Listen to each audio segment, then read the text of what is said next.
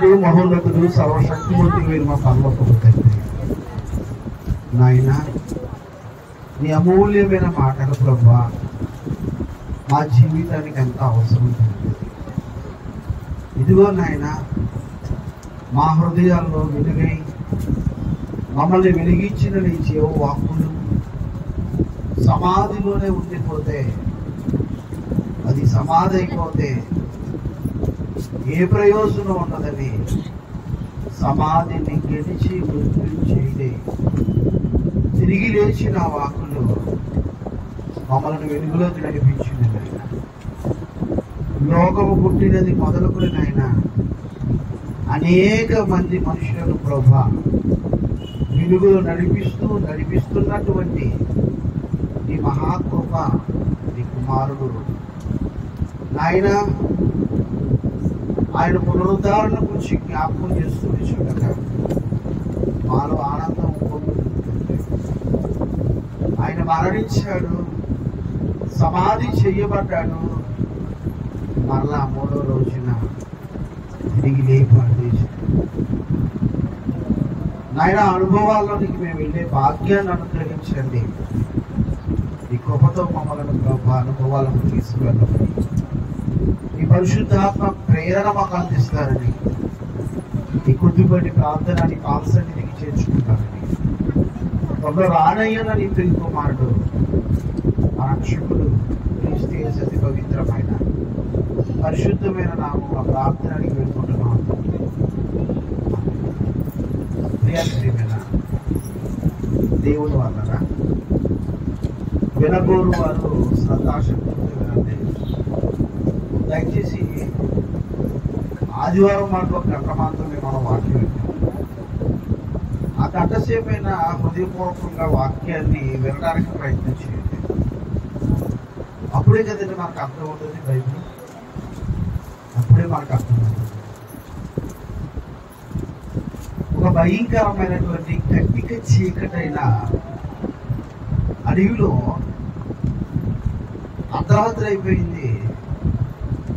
ఈ అర్ధరాత్రి అయిపోయినప్పుడు కట్టిక చీకటి, అందులో అతను ఉన్నది ఎక్కడ? అడవిలో ఉన్నాడు.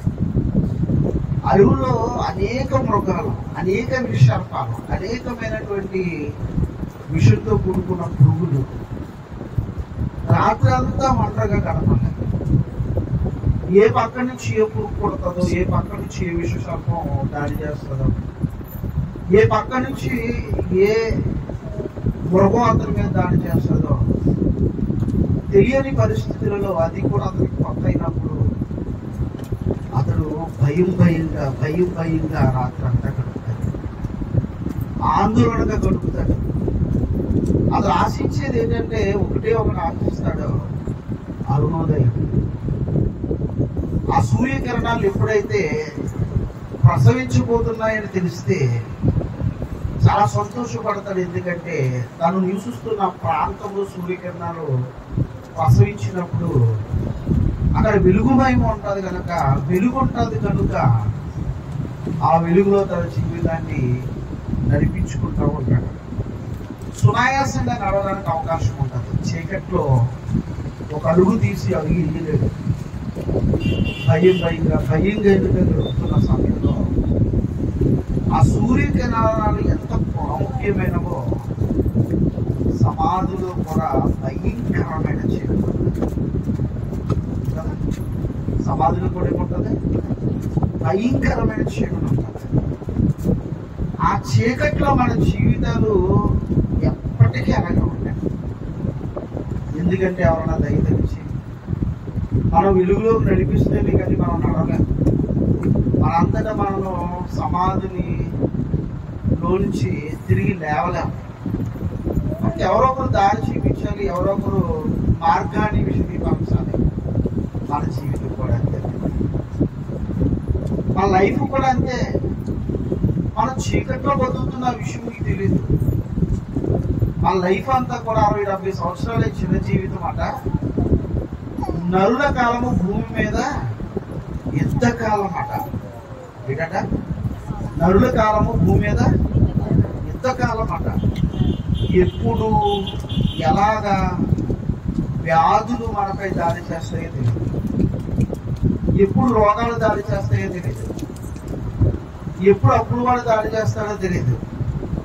మన జీవితం అంతా కూడా బిక్కు బిక్కు బిక్కు బిక్కుమంటూ ఎదురు చూస్తున్న సమయంలో ప్రభువు చీకట్లో ఉండేవాడు మాత్రం కాదు, వెలుగులో నడిపించేవాడు. చీకట్లో నిలిపితే మనకి ప్రభువు కనపడదు. ప్రభువు లేచాడు, లేచిన తర్వాత అనేక మందికి అగ్గుపరుచుకున్నాడు. అనేక మందికి అగ్గుపరుచుకున్న పిదప చాలా మంది వస్తున్నారు, ప్రభు అక్కడ ఉన్నాడేమో, సమాధిలో ఉన్నాడేమో అని. ప్రభువును చూడవచ్చిన వారు అనేక మంది వచ్చినప్పుడు ప్రభు కోసం మాట్లాడుతూ ఒక అద్భుతమైన ఘట్టాన్ని చూపిస్తున్నాడు. యోగా రాసిన సువార్త 14వ అధ్యాయము 5వ వచనం చూద్దాం. యోగా రాసిన సువార్త 24వ అధ్యాయము 5వ వచనం. వారు భయపడి 5వ వచనం. ముఖములను నేలన మోపి ఉండగా వీరు సజీవుడైన వానిని మీరెందుకు మృతులలో వెతుకుచున్నారు? సజీవుడైన వాడు ఎక్కడుంటాడో, సజీవుడైన వాడు ఎక్కడుంటాడో, బతుకున్నవారు ఎక్కడ ఉంటారు, ఎక్కడ నివసిస్తారు? బతుకున్నవారు ఎక్కడ నివసిస్తారు? ఈ ఇళ్లలో నివసిస్తారు, గృహాల్లో నివసిస్తారు, సమాజంలో నివసిస్తారు. ఇప్పుడు ఆయన ఎక్కడెతకాలి? సజీవుల దేశంలో వెతకాలి. అంతేగాని పిల్లలు తప్పిపోయాడు అనుకోండి, సపోజ్ ఉదాహరణకి సమాధి దగ్గరికి వెళ్ళి ఎత్తుకోమనుకోండి, ఈ సమాధ ఆ సమాధ ఆ సమాధ ఈ సమాధాన్ని ఎత్తుకున్నాం అనుకోండి, మనంత అజ్ఞానం ఎవరుంటారు? మనకంటే అజ్ఞానం ఎవరుంటారు? అక్కడ అదే చెప్తున్నాడు. ఏమంటే సజీవుడైన వాడిని మీరు మృతుల్లో ఎందుకు వెతుకుతున్నారు? ఆయన లేచాడు, ఆయన మరణించాడు, సమాధి చేయబడ్డాడు, మృతుల్లో నుంచి తిరిగి లేచాడు అని నమ్మకమే క్రైస్తవ విశ్వాసం. అదేందా మన నమ్మకం దాని మీద బేస్ అయి ఉంది. ఆయన లేచాడు, ఆయన లేవడమే కాదు, నేను మరణిస్తాను, నన్ను సమాధి చేస్తాను, సమాధి చేసిన తర్వాత ఆయన 2వ రాకల్లో వస్తాడు, వచ్చిన తర్వాత నేను లెగుస్తాను. ఆయన ఏ విధంగా అయితే లేచాడో నేను అదే విధంగా లెగుస్తాను అనే విశ్వాసమే క్రైస్తవుల మూలమైనటువంటి విశ్వాసం. అమ్మ నువ్వు దేవుణ్ణి ఎందుకు నమ్ముకున్నావమ్మా అన్నావంటే, అయ్యా ఆయన మరణించాడు, ఆయన సమాధి చేశారు, ఆయన 3 రోజులు పునరుద్ధరుడు అయ్యాడు, నేను మరణిస్తాను, నన్ను సమాధి చేస్తారు. ఆ ప్రభు 2వ రాకల్లోకి వచ్చిన తర్వాత నేను ఆయన శబ్దం విన్న తర్వాత మేలు చేస్తే నేను జీవ పునరుద్ధారణకు వస్తాను. అదేనయ్యా నా నమ్మకం. అందుకు 20, 60, 70 సంవత్సరాల ఈ జీవితాన్ని నేను పణంగా పెడతానయ్యా అని ఏ క్రైస్తవ విశ్వాసి హృదయపూర్వకంగా పలుకుతుందో అదే సంపూర్ణమైన విశ్వాసం. అందుకు కదా ప్రభువుని నమ్ముకోవలసింది, అందుకు కదా ప్రభువుని మనం విశ్వసించవలసింది. అందుకే మనం ప్రభువుని సంపూర్ణంగా నమ్ముకోవాలి. భూమి మీద ఉన్న చిన్న చిన్న వాటికి ఒక ఆస్తి అని వచ్చి ఆకలి లాంటిది. ఆస్తి ఎవడన్నా అన్న, ఎందుకంటే మనకి ఏది అవసరమైన ఇస్తాడు. మనం అడగక ముందు అన్ని ఇచ్చినటువంటి మహనీయుడు ఆస్తిని కూడా అంతస్తుని కూడా ఇస్తాడు.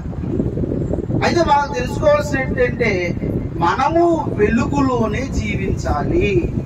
వింటున్నారా? మనము వెలుగులో జీవించాలి. వెలుగులో జీవించాలంటే ఒక అద్భుతమైన మాటలు చూడండి. యెషయా గ్రంథము 8వ అధ్యాయము 20వ వచనం. యెషయా గ్రంథము 8వ అధ్యాయము 20వ వచనం. ధర్మశాస్త్ర ప్రమాణ వాక్యమును విచారించుడి.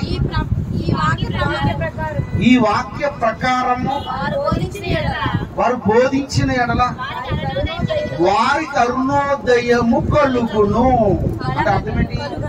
చీకట్లో ఉన్న వాడికి అరుణోదయం ఎప్పుడు కలగాలి? వారికి అరుణోదయము కలగదు. అరే ధర్మశాస్త్ర ప్రకారంగా బోధించిన వాడికి అరుణోదయం కలుగుతుందా? వినాలి. ధర్మశాస్త్ర ప్రకారం బోధించని ఎడలని ఉంది కదా అక్కడ. కొంత అరుణోదయం కలదు, బోధిస్తే అరుణోదయము కలుగునంటే చీకట్లో మగ్గిపోతున్న వాడికి ఏం కావాలి? అరుణోదయం కావాలి. ఆ నీతి సూర్యుని యొక్క కిరణాలు మన హృదయంలో ప్రకాశించాలి. మనం చీకట్లో ఉన్నామని గ్రహించాలి. మనం చీకట్లో ఉండి భయంగా బతుకుతున్నప్పుడు ఆయన కిరణాలు మన జీవితంలో ఖచ్చితంగా వెలగాలి. వెలగాలంటే ఏం చేయాలి? ఫస్ట్ ఆఫ్ ఆల్ బోధకుడి కోసం చెప్పాడు. ఫస్ట్ ఆఫ్ ఆల్ మీరు ఏం చేయాలి? చదవాలి. బైబిల్ ఏం చేయాలమ్మా? చదవాలి. చదవకపోతే, ఎవ్రీడే చదవకపోతే మీకు బైబిల్ అర్థం కాదు. నేను ఎంత బోధ చేయనియండి, ఎంత జ్ఞానం చెప్పనియండి, ఎంత అమూల్యమైన సంగతులు చెప్పనియండి, మీరు ఎప్పటికీ గ్రహించలేరు. అర్థమవుతుందా? మీరు ఎప్పటికీ గ్రహించలేరు. మీ హృదయములో వాక్యమన్న వెలుగు ప్రకాశించకపోతే, వాక్యమన్న వెలుగు ఎప్పుడైతే ప్రకాశించకుండా మీ హృదయములో చీకటి అనేది ఉంటే, ఆ చీకటిని ప్రాణదోడడం చాలా కష్టం. వింటున్నారా? ఆ చీకటి ప్రాణదోడడం చాలా కష్టం. ఎందుకంటే వాక్యాన్ని చదవకపోతే మీకు ఎప్పటికీ దేవుడు అర్థం కాదు. ఫస్ట్ ఆఫ్ ఆల్ వాక్యాన్ని చదవాలి, వాక్య ప్రకారం జీవించాలి, అంతేకాదు గ్రహించాలి. ఒకటి చదవాలి, 2 జీవించాలి, 3 గ్రహించాలి. ఈ 3 ఎవరిలో ఉండవు. ఎన్ని సంవత్సరాల ఆలయానికి వచ్చినా వాళ్లకు వాక్యం అర్థం కాదు. అడ్డుపండు తొక్క తీసి నోట్లో పెట్టినట్టు ఎన్నిసార్లు చెప్పినా సరే వాక్యం అర్థం కావట్లేదంటే కారణం ఏంటంటే మీరు బైబిల్ చదువుతారు. 2 అనుకరించటం లేదు, 3 గ్రహించటం లేదు. వారికి అరుణోదయము కలుగదు.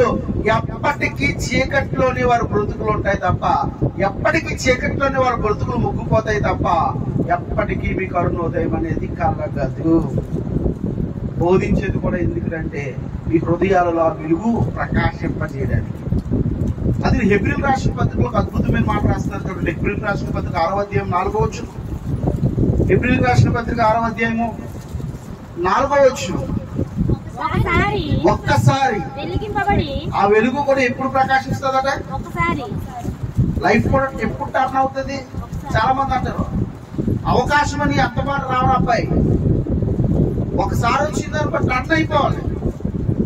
ఒకసారి వచ్చిందనుకో లైఫ్ లో ఏదైనా అవకాశం ఎమ్మటేమవ్వాలి, లైఫ్ చేంజ్ అయిపోవాలి, టర్న్ అయిపోవాలి.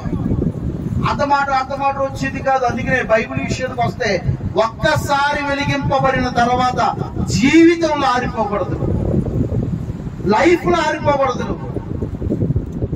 లైఫ్ లో ఆరిపోకూడదు. చూడండి ఏమన్నా, ఒక్కసారి వెలిగింపబడి పరలోక సంబంధమైన మర్మములను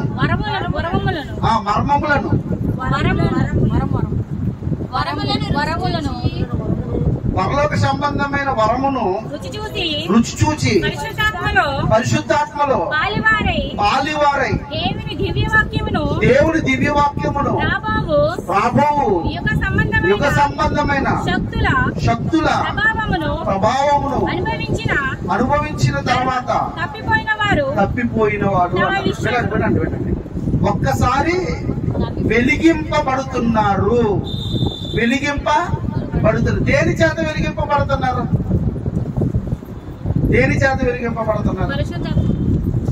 చెప్పాలి. యోహాను సువార్త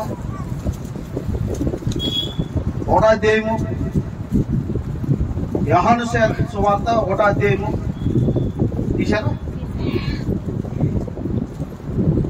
యోహాను సువార్త 1వ అధ్యాయము 6వ వచనం.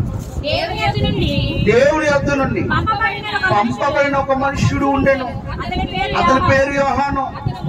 అతను మూలంగా అందరూ విశ్వసించినట్లు ఆ వెలుగును గూర్చి సాక్ష్యమిచ్చుటకు సాక్షిగా వచ్చెను. అతడు ఆ వెలుగై ఉండలేదు గాని ఆ వెలుగును గూర్చి సాక్ష్యమిచ్చుటకు అతడు వచ్చెను. నిజమైన వెలుగు ఉండెను, అది లోకములోనికి వచ్చుచు ప్రతి మనుషుని వెలిగించుచున్నది. నన్ను వెలిగించింది, నిన్ను వెలిగిస్తుంది, అందరినీ వెలిగిస్తుంది. అదవుతుందా? అందరినీ వెలిగిస్తుంది. నిజమైన వెలుగు ఉండెను, అది లోకములోనికి వచ్చుచు ప్రతి మనిషిని వెలిగించుచున్నది. ఒక్కసారి వెలిగిస్తుంది. ఒకసారి వెలిగింపబడిన తర్వాత అన్నాడు చూసారా, ఆ వెలుగులో, ఆ సూర్యోదయములో, ఆ నీతి సూర్యుని కిరణాల మధ్య సజీవుల దేశములో, సజీవులుగా ఉన్నటువంటి ప్రాంతాలలో మనం కూడా వెలిగవలసినటువంటి వాళ్ళమై ఉంది. ఆయనేమో మళ్ళీ వెలిగిస్తుంటే మనం మాత్రం సమాధి దగ్గరికి వెళ్ళి కొవ్వొత్తులకి వెళ్తున్నాం. ఆశ్చర్యం కదా? అసలు మళ్ళీ వెలిగించాడు ఆయన. మళ్ళీ ఆయన వెలిగిస్తే మనం ఏం చేస్తాం? నిన్న సాయంత్రం వెళ్ళిపోతుంటేనే మాకు అప్సరా థియేటర్ ఉంటుంది. అక్కడ అప్సరా థియేటర్ అది ఉంటుంది మొత్తం మీద. అక్కడ సమాధులు ఉంటాయి. సమాధులు కొవ్వొత్తుల వ్యాపారం ప్రారంభం అయిపోయింది. మొత్తం 1 కాదు, 2 కాదు, 3 కాదు, 4 కాదు, 30-40 దుకాణాలు ప్రారంభం అయిపోయింది. అన్ని సమాధులు ఉన్నాయి. మరి దేవుడు ఏమన్నాడు? బాబు నిన్ను వెలిగించాను రా, నిన్ను వెలిగించాను. నీ వెలుగు అనేక మంది మీద ప్రకాశించాలి, అనేక మందికి దారి చూపించాలి, అనేక మంది జీవితాలు బాగుపరచాలి, అనేక మంది జీవితాలకు ఆదర్శంగా పొందాలి. నువ్వు ఒక లైటు రా నువ్వు అని ప్రభు ఏమో మనకు చెప్తుంటే మన వాళ్ళు మాత్రం కొవ్వొత్తులు వెలిగిస్తున్నారు. చాలా ఆశ్చర్యకరమైన విషయం. దాని నెక్స్ట్ స్టేషన్కి ఏంటి ఇంకా అర్థమవుతుందా? గంట అయితే లేదా ఒకవేళ గాలి వస్తే ఆరిపోతాయి. కానీ ఆరని ద్వీపముగా, అనేక మందికి వెలుగునిచ్చే దీపముగా ఒక్కసారి మీరు ఆలోచిస్తే దానియేలు గ్రంథం 12వ అధ్యాయము 3వ వచనంలో ఉంటుంది. చూడండి, అద్భుతమైనటువంటి మాట. దానియేలు గ్రంథం 12వ అధ్యాయము 3వ వచనం. బుద్ధిమంతులైతే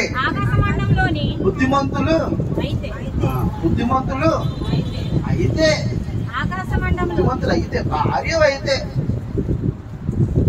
ఏం చేస్తుంది? వంటోటే కాదండి, అంట్లోటే కాదండి, బట్టలోటే ఉతకడం కాదండి. భార్య అయితే దేవుని నిబంధనను జ్ఞాపకం చేసుకుని, దేవుని నిబంధనకు అనుకూలముగా సాటి అయిన సహకారిగా దేవుని పరిచర్య చేస్తున్నప్పుడు ఆ పరిచర్యలో నువ్వు పాలి భాగస్తురాలివై నమ్మకమైనటువంటి భారీగా భర్తకు ఏ ద్రోహము చేయని వారిదానివై అదైందా? తన పెరిమిటి అంత ఆమెపై నమ్మకూర్చును అన్నట్టు. భార్య అయితే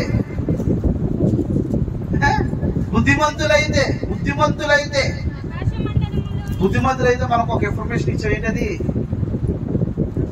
ఈ అబ్బాయి చాలా బుద్ధిమంతులండి, ఎవరి జోలికి వెళ్ళండి, ఎవరు ఊస్తారండి, ఇంటికానే తలదించుతాడండి. మళ్ళీ బుద్ధిమంతులు కొన్ని వేషం అంటా తెలుసా? చూలుపు పెడతాడు, చక్కగా 2 కొట్టేడతాడు, ఎవరితో మాట్లాడట, ఇవన్నీ చేసుకుంటా పోతుంటాడు. చాలా బుద్ధిమంతులండి, చాలా బుద్ధిమంతులు. అబ్బా సర్టిఫికేట్ మామూలు సర్టిఫికేట్ కాదు. బుద్ధిమంతుడు అయితే ఎలా ఉంటాడు? ఆకాశ మండలంలోని జ్యోతులను పోలిన వారై ప్రకాశించెదరు. ఆ ప్రకాశం ఆకాశ మండలములోని జ్యోతులు అంటే ఆయన పగటిని ఎరుటకు పెద్ద జ్యోతిని, రాత్రి వేరుటకు చిన్న జ్యోతిని ఏర్పరిచారు. ఒక్క సూర్యుడు కాదు, అనేక మంది సూర్యులతో సమానమైనటువంటి మహా వెలుగు మానవ హృదయాల్లో వెలిగించే వెలుగు. అర్థమవుతుందా? 10 మందికి దారి చూపించే వెలుగు, 10 మంది జీవితంలో భయాన్ని త్రోలే వెలుగు. ఆ వెలుగు ఎవరో కాదు, బుద్ధిమంతుడైతే ఆకాశ మండలములోని జ్యోతులను పోలిన వారై ప్రకాశించుదురు. నీతి మార్గమును అనుసరించి. ఏ మార్గాన్ని అనుసరించి?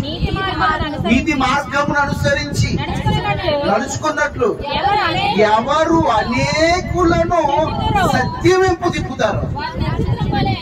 ఎవరు అనేకులను సత్యం వెంపు తిప్పుతారో, క్రీస్తు వెంపు మళ్ళిస్తారో, అదుగో మొట్టమొదటగా మరణించి మృత్యుంజయుడై తిరిగి లేచాడు. ఆయనే మనకు మాదిరి. మనం మరణిస్తాం. మరణమే మనిషికి అంతం కాదు. మరణించిన తర్వాత మనం బ్రతుకొందని ఎవరైతే సువార్తను ప్రకటించి వాడిని మరొక దేశం వైపు మార్గం వైపు తిప్పుతాడో వాడెవడట? నక్షత్రం, స్టార్. ఆ నక్షత్రం ఎప్పుడు సమాధిలోకి వెళ్దు. ఆ నక్షత్రం ఎప్పుడు సమాధిలో ఉండదు. ఆ నక్షత్రం ఎప్పుడు చీకటిని ప్రాణదోరు నక్షత్రం. తనలో చీకటి మాత్రము కూడా ఉండనివ్వనది. అర్థమవుతుందా? ప్రభు చీకట్లో ఎంతకాలం ఉంటాడు? ప్రభు సమాధిలో ఎంతకాలం ఉండగలడు? ఎందుకంటే నిరంతరం ప్రకాశించేటువంటి ఆ మహనీయుడు, ఆ నీతి సూర్యుడు, చీకటి ఆయన తట్టుకోలేదు. చీకట్లోకి వెళ్ళి వెలుగుతుంది అనుకోండి, కోరి తెలిగించామనుకోండి ఉదాహరణకి, అక్కడ చీకట్లంతా పోయినట్టే కదా. ఆ చీకట్లంతా పోయినట్టే కదా. కాబట్టి ప్రభువు మాట అంటున్నాడు. చూడండి, మంచి మాట చూపిస్తాను. పేతురు రాసిన 2వ పత్రిక, పేతురు రాసిన 2వ పత్రిక 3వ అధ్యాయము 9వ వచనం. పేతురు రాసిన 2వ పత్రిక 3వ అధ్యాయము 9, 10.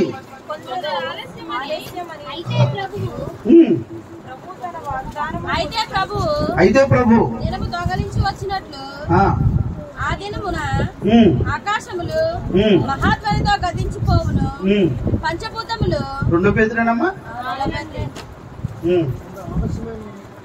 కొందరు ఆలస్యమని ఎంచుకున్నట్లు ప్రభు తన వాగ్దానమును గూర్చి ఆలస్యము చేయవాడు కాడు గాని ఎవడును నశింపకుండునట్లు.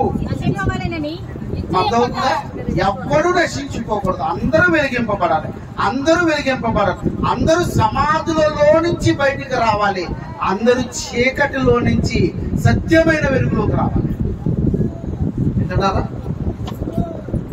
ఎందుకు ఆలస్యం చేస్తున్నాడో, ఎందుకు దీర్ఘశాంతాన్ని వహిస్తున్నాడో, ఎందుకు ఆయన ఆలస్యానికి కారణం ఏంటి అంటే ఒకటే ఒక కారణం. ప్రతి ఒక్కరూ వెలిగింపబడాలి. ప్రతి ఒక్కరు హృదయములో క్రీస్తు వెలుగు ప్రకాశింపబడాలి.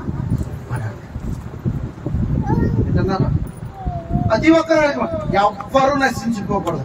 ఆఖరికి ఆయన అప్పగించిన ఇస్కరియోతు యోధ కూడా వెలిగింపబడాలి. మంచి మాటలు చెప్తా, ఇవన్నీ కూడా ముందు ఇంట్రడక్షన్ అంతా కూడా ఇదంతా అదవుతుందా. తర్వాత మాట చూడండి, యోహాను సువార్త 3వ అధ్యాయము 16వ వచనం. ప్రతి ఒక్కరు ఆయన దృష్టికి సమానులే. ప్రతి ఒక్కరు కూడా ఆయన ప్రేమిస్తాడు. దేవుడు లోకమును ఎంతో ప్రేమించాడు. ఎంత ప్రేమించాడు? ప్రాణాలను సైతం అర్పించేంత ప్రేమ. తనకిష్టుడైన సుతుణ్ణి సైతం అర్పించే ప్రేమ. అబ్రహాం గారిని అడుగుతాడు, నీకు ఒక్కడై ఉన్నా నీ కుమారుణ్ణి నాకు బలిగా ఇచ్చేస్తావా? ఇచ్చేస్తే తీసుకునే దేవుడు కాదు. నరబలిని దేవుడు కోరడం. అబ్రహమా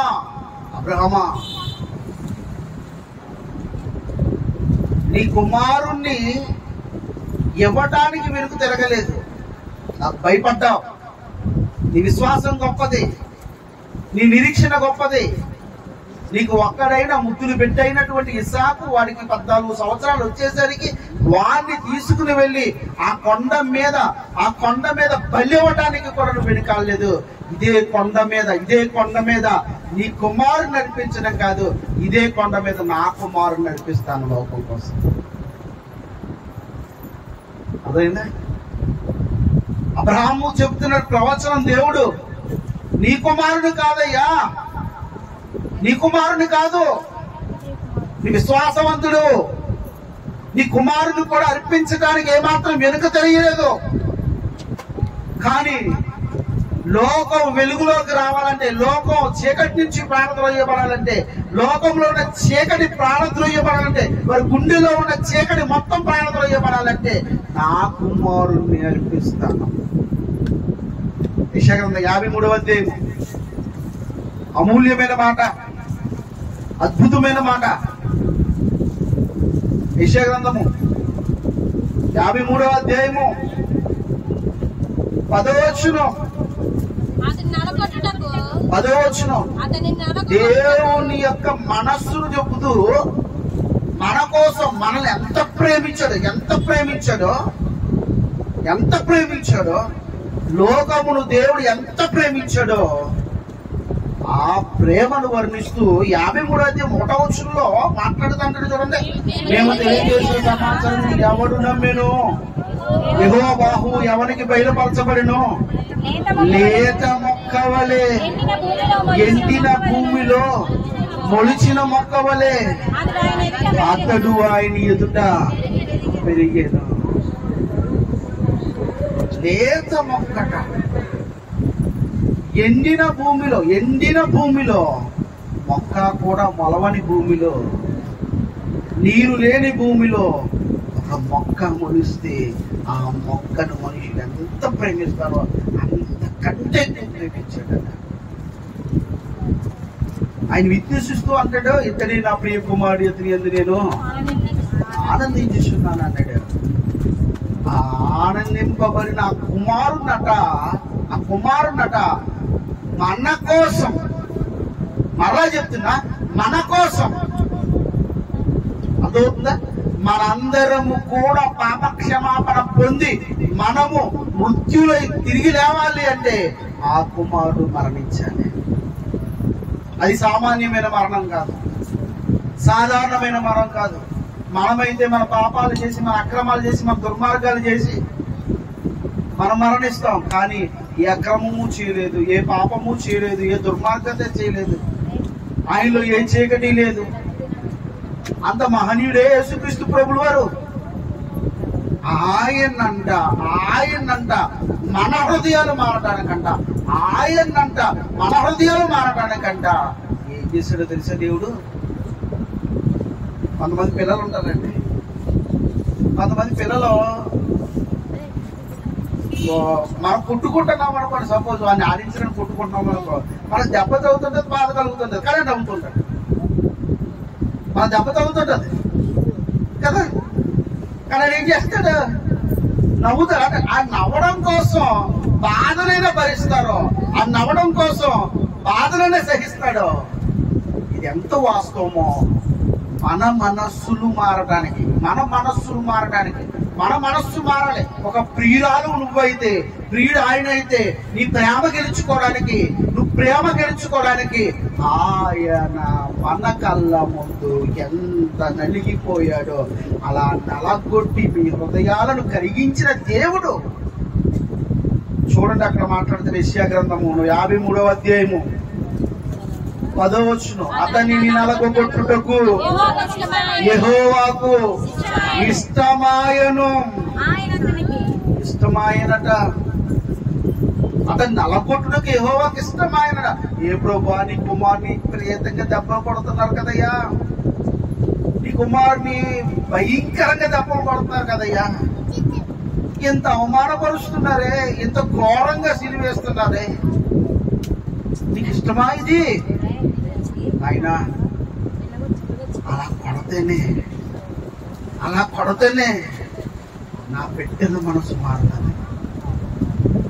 నా కోసమే దెబ్బలు తింటున్నాడు, నా కోసమే సిలువ భరించాడు, నా పాపాల నిమిత్తమే ఆయన మరణించాడని నా బిడ్డలు మనసులు మారాలి అంటే ఆయన నలగొట్టబడాలి. అలా నలగొట్టబడడం తండ్రి అయిన దేవుడికి ఇష్టమట.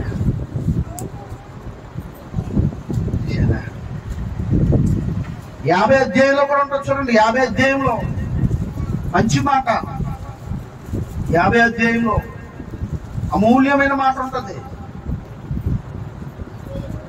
కొట్టుటకు నా వీపును అప్పగించి తిని అని ఉంటదండి. అందులో ఎలా వచ్చిన 6వ వచనం, కొట్టువారికి నా వీపును అప్పగించి అంత కొట్టుకుంటారో ఎంత కొట్టుకుంటారో. కుడి చెంప మీద పడితే ఎడం చెంప చూపించమన్నాడు. ఎందుకు చూపించమన్నాడంటే వారిలో నీ మీద కోపం ఉంది, నీ మీద దెబ్బ పడితేనే కానీ వాడి కోపం చల్లారదు. నేను కొడతానే కానీ వాడి కోపం చల్లారదు. అర్థమైందా? ఒక చెంప చూపిస్తే రెండో చెంప చూపించు అన్నాడు. రెండో చెంప మీద కూడా కొట్టేస్తే నాయన చెంపలు సరిపోవేమో, కొట్టుకో, ఇది ఈపు మీద కొట్టుకో, కానీ నువ్వు మాత్రం కోపంతో ఉండద్దు నా మీద, నువ్వు మాత్రం నా మీద కక్షతో ఉండదు. ఆ కోపం ఉంటే నువ్వు పరలోకం వెళ్ళవన్నా, ఆ కోపం ఉంటే పరలోకం వెళ్ళవు కనుక కొట్టుటకు నా వీపును అప్పగించేశాను అన్నాడండి. ఏంటి తండ్రి కుమారులకు ఉన్న అర్థం ఏంటంటే ఆయనేమో కొట్టించాడు, ఈయనేమో కొట్టుకోమని ఇప్పించేసాడు. కొరింథీయులకు రాసిన మొదటి పత్రిక 15వ అధ్యాయం 3వ వచనం. కొరింథీయులకు రాసిన మొదటి పత్రిక 15వ అధ్యాయం 3వ వచనం. నాకు ఇవ్వబడిన ఉపదేశం ముందు మీకు అప్పగించి తిని అదేమనగా లేఖనముల ప్రకారము క్రీస్తు మన పాపముల నిమిత్తము మృతి పొంది. నిజంగా పౌలు గారి పాదాల మీద పడుకోవాలని నిజంగా ఆయన ప్రొనామినేషన్స్ కోసం ఆయన ఉపయోగించే భాష కోసం నిజంగా పౌలు గారి పాదాల మీద పడుకోవాలండి. క్రీస్తు అన్నాడు చూడండి. క్రీస్తు అన్న అర్థం ఏంటి? అభిషిక్తుడు. ఎవరైనా ఎక్కడ తీసుకున్నాడు అభిషేకం? ఎక్కడ తీసుకున్నాడు అభిషేకం ఎక్కడ తీసుకున్నాడు? పరలోకములో తండ్రి ఎదుట అభిషేకం పొంది మానవుల రక్షణార్థమై భూమి మీద ఉద్భవించిన మహనీయుడు యేసుక్రీస్తు ప్రభువారు. క్రీస్తు పరలోకము నుండి వచ్చిన ఆ మహనీయుడే మన పాపముల నిమిత్తం పని అయ్యాడు. అర్థమైందా? అది చెబుతున్నాడు. లేఖనముల ప్రకారము క్రీస్తు మన పాపముల నిమిత్తము మృతి పొందెను. లేఖనాల ప్రకారమే సమాధి చేయబడ్డాడు. లేఖనాల ప్రకారమే 3వ రోజుని పునరుద్ధరుడై తిరిగి లేచాడు. అర్థమైందా? అంత లేఖనాల ప్రకారమే, ఎవ్రీథింగ్ ఆ లేఖనాల ప్రకారం. ఆయన ఇష్టమంటూ ఏమీ లేదు. ఆయన ఇష్టం వచ్చినట్టు బతకడానికి ఏమీ లేదు. మనందరూ ఏమంటాం? నా ఇష్టం అంట. కానీ యేసు ప్రభు తన ఇష్టాన్ని ఈ రోజు నెరవేర్చుకోలేదండి. తన బిల్డింగ్ కావాలని అడగలేదే. అయ్యా సువార్త పరిచర్యకి వెళ్ళి వస్తున్నాను, వీరి ఊర్లో తిరుగుతున్నాను, నాకు ఒక మంచి గుడారం ఏర్పరచుకోవడానికి మంచి గుడారపు ఆ డేరాలు ఏం ప్రభు అని అడగలే, నాకు దోనిమ్మని అడగలే. అన్ని లేఖనాల ప్రకారం. ఎఫెసీయులకు రాసిన పత్రిక 5వ అధ్యాయము, ఎఫెసీయులకు రాసిన పత్రిక 5వ అధ్యాయము 8వ వచనం. 5:8 మీరు పూర్వమందు చీకటి అయి ఉంటిర్రి. మీరు అందరూ ఎక్కడ ఉన్నారట? చీకట్లో ఉన్నారు. ఫస్ట్ చెప్పాను కదా, అడవి, భయంకరమైన అడవి. అడవిలో అనేక క్రూర మృగాలు, అనేక పురుగులు, అనేక విషసర్పాలు. అరుణోదయం కొరకు ఎదురు చూస్తున్న మన బ్రతుకులు. ఎప్పుడు అరుణోదయం అవుతుందా? ఎప్పుడు అరుణోదయం అయితే ఆ నీతి సూర్యుని కిరణాలు మన హృదయంలో ప్రకాశింపబోతాయని ఎదురు చూస్తున్న మన జీవితాలకి అరుణోదయం కాస్త అయిపోయింది. ఆయన మరణించాడు, సమాధి చేయబడ్డాడు, మృత్యుంజయుడే తిరిగి లేచాడు. ఆయన సమాధిలో లేడు, ఆయన చీకట్లో లేడు. మరణము కూడా ఆయన బంధించుడు అసాధ్యం అయిపోయింది. మరణము కూడా ఆయన బంధించలేదు. చీకటి ఎంతో సేపు తట్టుకోలేదు ఆ వెలుగుని. వింటున్నారా? చీకటి ఎంతో సేపు తట్టుకోగలదా? దాయగలదా చెప్పు వెలుగుని? మూసేయగలదా వెలుగుని? చెప్పండి. మీరు ఎప్పుడైనా చూడండి ఒక చెక్క తలుపు చేసి ఒక చెక్క చేసి ఆ చెక్కలో ఏదో మంచి బ్రైట్నెస్ వెలుగును నింపండి, అది ఎలాగైనా బయటకు వచ్చేస్తుంది. ఎలాగైనా సూర్యకిరణాలు బయటకు వచ్చేస్తాయి. చీకటిని దాయిలో సూర్యుడిని నువ్వు ఆపగలవా? సూర్యుడిని గంపేసి కప్పెట్టేయగలవా? సూర్యుడినే గంపేసి కప్పెట్టలేనుడివి, నీ ఇది సూర్యుడిని నువ్వు ఏదేసి కప్పెట్టగలవా? సమాధి తట్టుకోలేకపోయిందండి యేసు ప్రభావానికి, ఆయన పునరుద్ధరణ శక్తికి. గొప్ప బలమైన రాయి సైతం దుర్లింపబడింది. ఆయన సమాధి తెరవబడాలి అంటే ఏది అడ్డు కాదు. ఏమన్నాడు? ఎఫెసీయులకు రాసిన పత్రిక 5వ అధ్యాయం 8వ వచనం, మనము పూర్వము చీకటై ఉంటిమి, ఇప్పుడైతే యేసు మరణించి తిరిగి లేచి పునరుద్ధారుడై మన జీవితాలకు ఒక నాంది పలికినప్పుడు ఇప్పుడైతే మళ్ళీ ఏమొచ్చింది? ప్రభునందు వెలుగై ఉన్నారు. ఏ మాట్లాడి ఇప్పుడైతే మీరు ఎలా ఉన్నారో ప్రభునందు వెలుగై ఉన్నారు. ఇంకా బాగుంటా మాటలు. వెలుగు ఫలము ఏదప్పా? వెలుగు ఫలము. మొక్కలో బ్రైట్నెస్ ఎక్కువ రావాలనుకోండి, ఉదాహరణకి ఈ మధ్యన ఏదో క్రీమ్స్ వాడుతున్నారు, ఒక్కసారిగా టప్ అని వచ్చేస్తున్నారు బ్రైట్నెస్, తెల్ల మెరిసిపోతున్నారు. ఫ్యామిలీగా మామూలుగా ఉండలేదు, కరెక్ట్ గా 15 రోజుల్లో మెరిసిపోతారండి. ఏదో క్రీమ్ అంటండి ఈ మధ్య బాగా వాడేస్తున్నారండి చాలా మంది. రాజమండ్రిలో ఒక అబ్బాయి వాడుతున్నారు, నల్ల కరిముద్దులు తెల్లగైపోయింది. ఆ క్రీమ్ అయిపోయింది, ఇంకా 15 రోజుల్లో తెల్లగా అయిపోయాడు. అదో 10 రోజులు ఉంది. 10 రోజులు ఉన్న తర్వాత ఇప్పుడు ఎలా ఉందో తెలుసా? కోతి మొక్కలుగా అయిపోయింది, ఎర్ర కోతిలాగా ఉన్నాడు. ఆ తర్వాత కుక్కలు మొదలుతున్నాయి, ఈ మొదలు అవి ఆరిపోయే అదైనా అలా బాగా బ్రైట్నెస్ ఉన్న మనసంతా చీకటైతే ఏమంటే అంటే మీకు ఇంకా అర్థమయ్యేది చెప్తే, ఒక అఫీషియల్ మేడం చాలా అఫీషియల్గా ఉంటుంది అనమాట. ఆవిడ మనసంతా కూడా చీకటే. మనిషి చూస్తే అందంగా ఉంది, మనసు చూస్తే దరిద్రంగా ఉంది అంటారా? మనం వెలిగింపబడ్డాము, క్రీస్తునందు వెలుగై ఉన్నారు. క్రీస్తునందు వెలుగై ఉన్నారంటే వెలుగై ఉన్నారని మనకేంటి ఐడెంటిఫై ఎలా చేస్తాం? అతను క్రీస్తు యందు వెలిగింపబడ్డాడు అన్నకి ఏంటి మనకు ఆధారం ఏంటంటే అతని ఫలాలు. ఆ ఫలాలు ఏంటమ్మా? సమస్త విధములైన మంచితనం. ఏదమ్మా మళ్ళా చదువు? సమస్త విధములైన మంచితనము, సమస్త విధములైన చెడ్డతనము ఎవరిలో ఉండదు. మరి ఆది నుండి చెడ్డవాడై ఉండి సమస్త విధములైన మంచితనము. ఎన్ని సమస్త విధములైన మంచితనం ఉంది? ప్రభు అంటాడు, మంచివాడు ఒక్కడే. నువ్వు పరలోకానికి వెళ్ళాలనుకుంటే పోయిన ఆస్తిని అమ్మే నన్ను వెంబడించు. చూడమ్మా, ఆ ఫలాలు ఏంటి? సమస్త విధములైన మంచితనము, నీతి,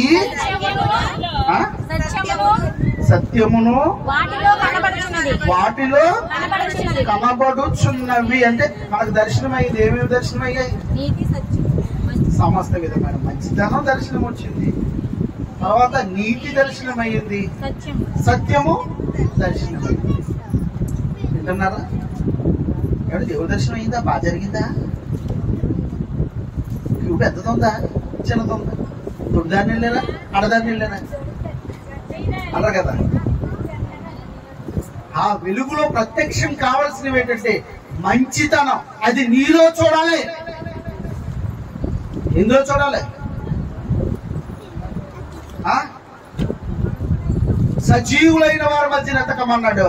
నువ్వు చీకట్లో ఉంటావేమి నీలో కనబడవు, సమాధిలో ఉంటే నువ్వేమి నీలో కనబడవు. ఎంతమంది చూస్తున్నారు? అత్తగారు కోడలు చూస్తుందా మంచితనం?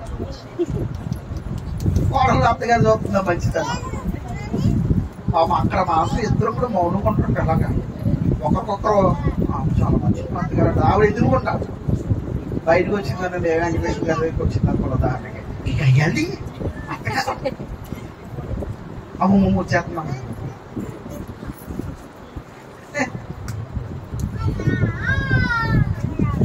అంటే ఆవులు ఏం కనపడలేదు, మంచితనం కనపడలేదు. ఆవిడ ఎక్కడ ఉంది? సమాధిలో ఉంది. ఆవిడ ఎక్కడుంది? సమాధిలో ఉంది. ఆ విషయం తెలియలేదు. విశేషం ఏంటో తెలుసా? ఒక చిన్న లాజిక్ చెప్తాను చూడండి. యేసు ప్రభుకి సుగంధ ద్రవ్యాలు పూయడానికేమో మన వాళ్ళ సమాధి దగ్గరికి వెళ్ళారు. సమాధిలో ఉన్న మీ దగ్గరికి యేసు ప్రభు వచ్చాడు. అవునా? లాజరు దగ్గరికి ఎవరు వచ్చారు? ప్రభు వచ్చాడు. సుగంధ ద్రవ్యాలు పోతాకి వచ్చాడా? నానబట్టలు చుట్టానికి వచ్చాడా? సమాధి తులిపించడానికి వచ్చాడా? లేకపోతే వాళ్ళతో పాటు ఈయన కూడా ఎడుతోకి వచ్చాడా?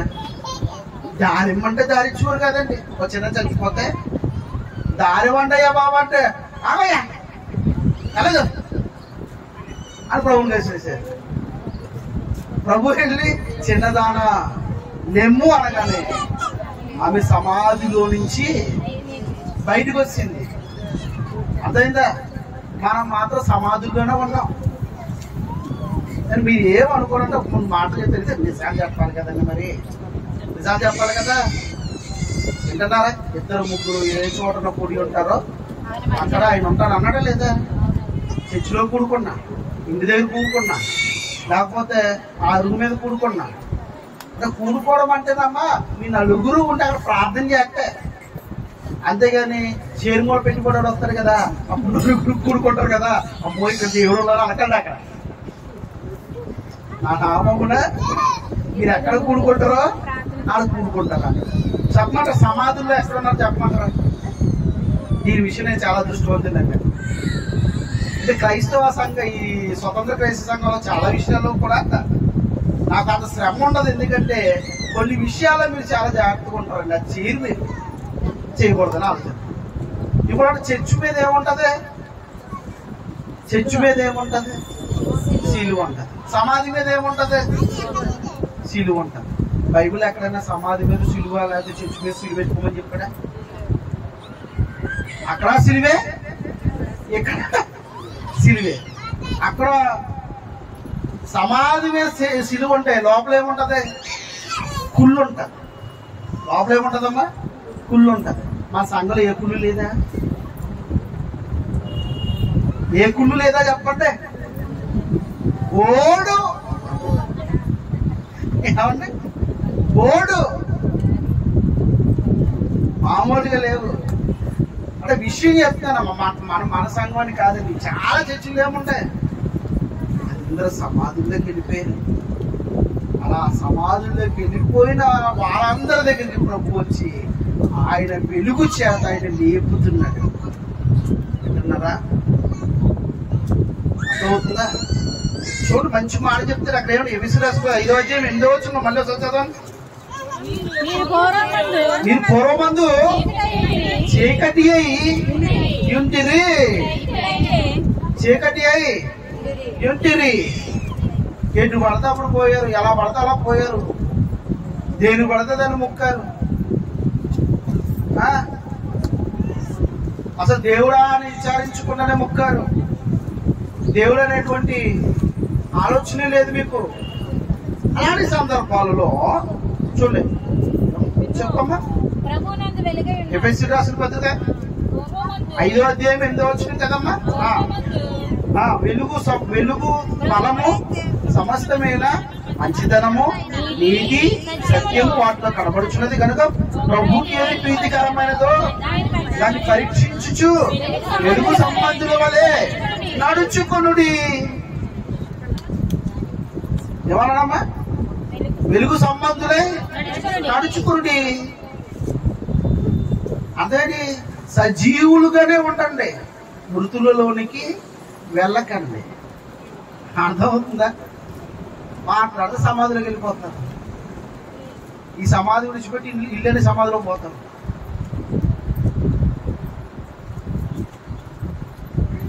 జీవవాక్యం ఎప్పుడైతే మన హృదయంలో ఉన్న ఎక్కడున్నా జీవించే ఉంటాం.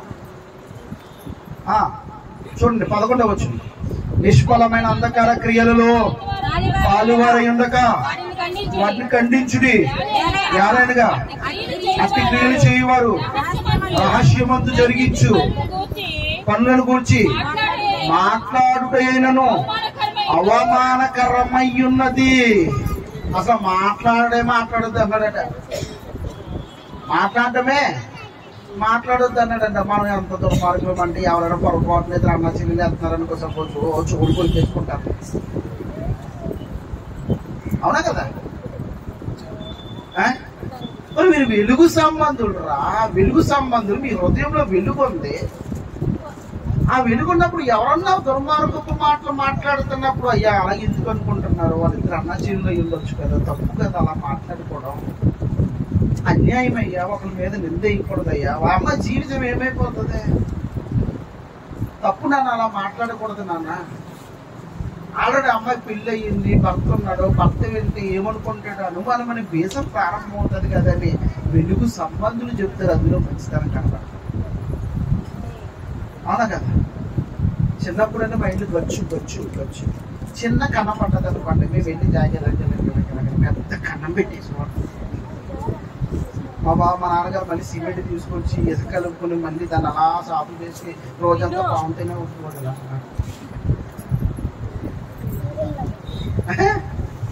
చిన్న విషయం పెద్ద చేసేసి ఎక్కడికి వెళ్ళిపోతుంది తెలుసా? అబద్ధం మొత్తం అడవుల వల్ల అంతా తిరిగిపోతుంది. నిజం మాత్రమే అంది కదా. అలాంటి విషయాలు మాట్లాడుకోవడం అంటే ఏంటంట? అవమానకరమై ఉన్నవి. అంటే వెలిగింపబడిన మీరు ఎక్కడికి వెళ్ళిపోతారు? మళ్ళీ సమాధిలో పోతారు. నిష్ఫలమైన అంధకార క్రియలను పాలువారై ఉండక వాటిని ఖండించుడి. ఎంత బాగా చెప్తున్నాడు, ఖండించుడి. తప్పో మాట్లాడింది తప్పో, నువ్వేమనుకున్నా పర్లేదు. ఒకళ్ళ జీవితాన్ని నాశనం చేస్తానికి ఏదైనా భయంకరమైన మాట మాట్లాడితే దాన్ని ఖండించుడి. ఎలాగా అట్టి క్రియలు చేయవారు రహస్యమందు జరిగించి పనులను గురించి మాట్లాడుటైనను అవమానకరమై ఉన్నది. ఆ మాట్లాడకుండా దౌర్భాగ్యం విషయం సమస్తము ఖండించుడి. వెలుగు చేత ప్రత్యక్షపరచినది ఏదో అది వెలుగే కదా. అందుచేత నిద్రించుచున్న నీవు మేల్కొని మృతులలో నుండి లేమ్మో. క్రీస్తు ఎలాగా లేచి నువ్వు లేగాలి. క్రీస్తు ఎలాగా లేచాడు, మనం ఏం చేయాలి? లేగాలి. అవునా? మనలో ఉన్న చీకటిని ప్రాణద్రోలుకోవాలి. అంధకార క్రియలను విడిచిపెట్టాలి, దుష్క్రియలను విడిచిపెట్టాలి. అంతేగాని మనం ఏం చేస్తాం తెలుసా? చిన్న పోస్టులు చేసి సంఘం పేరు రాసి మనం ఎప్పుడు అలా. అందుకే నేను ఆనందిస్తున్నాను బాబు. యేసు నేడు లేచెను, హల్లెలూయా. సంఘం పేరు మనం కరెక్ట్ గా ఉండి మనం వెలుగు సంబంధులమైంది మనం దేవుడి కోసం వెలిగింపబడతా ఉన్నప్పుడు అనేక మందికి వెలుగునిచ్చినప్పుడు వాళ్ళే సంఘానికి ఆకర్షితులవుతారు. వాళ్ళే సంఘంలోకి రావడానికి ప్రయత్నం చేస్తారు. ఇదిగో ఆమె జీవితాన్ని బాగుపరచో, అతని జీవితాన్ని బాగుపరచడానికి కట్టడానికి చూడండి, పారద్రోలడానికి చూడకండి. వింటున్నారా? ఆయన ఎందుకు లేచాడు? మన పండుగ చూసుకుంటామన్నా. ఆయన ఎందుకు లేచాడు? మన జీవితాలను బాగుపరచడానికి, ప్రియమైన వాళ్ళ మరణ భయాన్ని తొలగించడానికి. మనలో మరణ భయం అంగుళంగులో ఉంది. మనం మరణం అంటే భయపడుతున్నాం. యేసుక్రీస్తు శిష్యులు కూడా శిలువ దగ్గర మరణం అంటే భయపడిపోయారు. ఆయన మరణించి తిరిగి లేచి సాక్ష్యాధారాలతో చూపించిన తర్వాత మరణానికి కూడా ఎదురున్నారు. చంపేస్తారా? చంపేయండి. ఎందుకంటే క్రీస్తు నామము మరణిస్తే మళ్ళా మేము తిరిగి లేస్తాం. ప్రకృతిలో కూడా ఎన్నో ఆధారాలు ఉన్నాయి. ఒకే ఒక్క మాట ఎప్పుడు చెబుతున్న మాట చెప్పి ముగించేస్తాను. జాగ్రత్తగా రండి. ప్రభు మరణించి తిరిగి లేవలేదన్నవాడు ఎవడన్నా వాడితే నోరు మూసేస్తాను. ఈ మాట ఏదనుకున్నా మాట, ఒక గోధుమ గింజ భూమిలో పడి చావకుండిని ఎడలా, మీకు ఎప్పుడు చెప్తాను, ఏ విత్తనమైనా సరే బతికుండగానే సమాధి చేస్తారు. ప్రభువుని చనిపోయిన తర్వాత సమాధి చేశారు, బతికుండగానే సమాధి చేస్తారు. ఆ సమాధి చేసిన తర్వాత సమాధిలో చచ్చిపోవాలి. ఏమవ్వాలి? సమాధిలో ఏమైపోవాలి? చనిపోవాలి. మనం బతికుండగానే సమాధి చేస్తే ఎంత ఘోరంగా బాధను అనుభవిస్తామండి. సమాధిలో చనిపోవాలి. చనిపోయిన తర్వాత చూడండి, చనిపోయిన తర్వాత కుళ్ళిపోయిన తర్వాత చిన్న మొలకగా బయటకు వస్తుంది. ముందు కిందకి వెళ్తుంది, బయటికి కనబడదు. ముందు కిందకి వెళ్తుంది, బయటికి కనబడదు.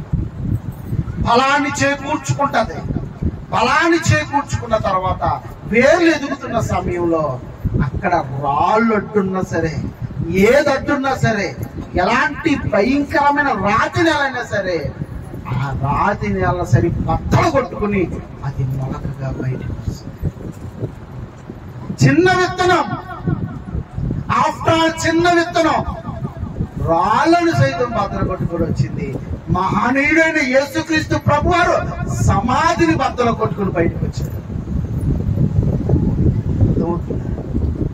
చిన్న విత్తనానికే మరో బ్రతుకుందే, అది సమాధి చేయబడిన తర్వాత మరొక బ్రతుకుందని తన జీవితం తెలియపరుస్తుంది. మరి మనకు లేదా బ్రతుకు? ప్రకృతిలో ఎన్ని సాక్ష్యాలు! ఒక విత్తనానికే మరో బ్రతుకున్నప్పుడు, ఒక గొంగలి పురుగుకే అది సమాధి చేయబడిన తర్వాత సీతాకోక చిలకగా మారుతున్నప్పుడు మనకు లేదా బ్రతుకు? మరణించిన తర్వాత ఇంకేం లేదు అనుకుంటున్నారా? మరణించిన తర్వాత ఇంకేం లేదు. మరణమే మనిషికి ముగింపు అనుకుంటే మీరు పొరపాటు పడినట్టే. మరణించిన తర్వాత అసలు బ్రతుకు, అసలు జీవితం అది. ఆఫ్టర్ 60-70 సంవత్సరాలు ఈ చిన్న జీవితం, కానీ శాశ్వత కాలపు జీవితం ఉంది. ప్రియమైన వాళ్ళరా, అమూల్యమైన జీవితం ఉంది. భూమి మీద చిన్న ఆశలు తీర్చుకోవడానికి పరలోకాన్ని పోగొట్టుకున్న వాళ్ళు మనమైతే వాళ్ళ జీవితాలు ఇచ్చి పరలోకాన్ని సాధించుకున్నారండి. నా దగ్గర ఏమీ లేదనక ఒక పేద విధవరాలు తన జీవితాన్ని ఇచ్చి పరలోకాన్ని సాధించుకున్నారు. వింటున్నారా? తన జీవితాలు ఇచ్చేశారు. ప్రభువే నాకు మూలం అనుకున్నారు, ప్రభువే నాకు ముఖ్యం అనుకున్నారు. చావుకైనా ఎదిరించారు, రంపాలతో కొయ్యబడ్డారు, కొరదాలతో కొట్టబడ్డారు. క్రైస్తవ్యాన్ని నిలబెట్టడానికి ఆనాటి కాడి నుంచి ఈనాటి వరకు క్రీస్తుకు ఎదురు లేడు. తెలుసా? ఆయన మరణించి తిరిగి లేచి ఎవరికి సవాల్ విసురుతున్నాడో తెలుసా? మేమైతే శాస్త్రవేత్త వస్తే రారా అంటాం, వస్తే రారా అంటాం, మా స్థాయి అదే. కానీ ప్రభు ఎవరికి సవాల్ విసురుతున్నారో తెలుసా? ఆశ్చర్యపోతారు. కొరింథీయులకు రాసిన మొదటి పత్రిక 15వ అధ్యాయము, 55వ వచనం. కొరింథీయులకు రాసిన మొదటి పత్రిక 15వ అధ్యాయము 55వ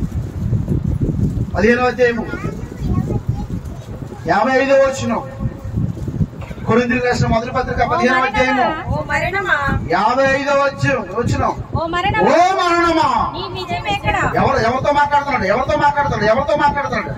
మరణాన్ని శాసిస్తున్నాడు, మరణానికి సవాల్ ఇస్తున్నాడు. మరణాన్ని రా,